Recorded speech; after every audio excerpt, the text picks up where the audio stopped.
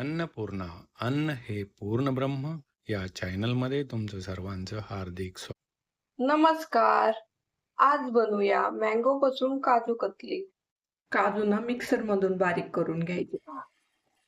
काजू मिक्सर मधून बारीक करून घेतलेत. आता हे चाळून घ्यायचे.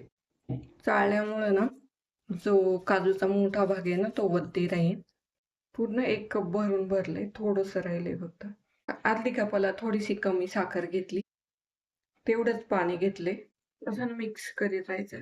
साखर विरघळली. आता ही काजूची पावडर ना ती टाकून घ्यायची आणि हे मिक्स करीत राहायचं. कंटिन्यूस मिक्स करायचं. एक चमचा भरून ना मी याच्यात तूप टाकून घेणार आहे.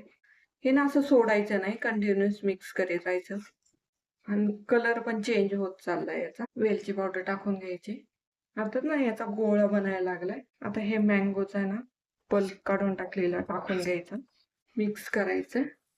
आता कलर पण चेंज झालाय याचा. मस्त असं ना गोळा बनायला लागलाय.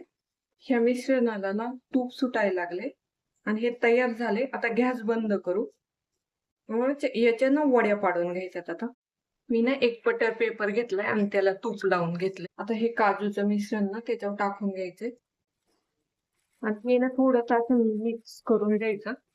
हे ना थोडस असं पांगून घ्यायचं. हे कट करून घ्यायचं. आता ही ना कट करून झाली. मी एक काढून दाखवते.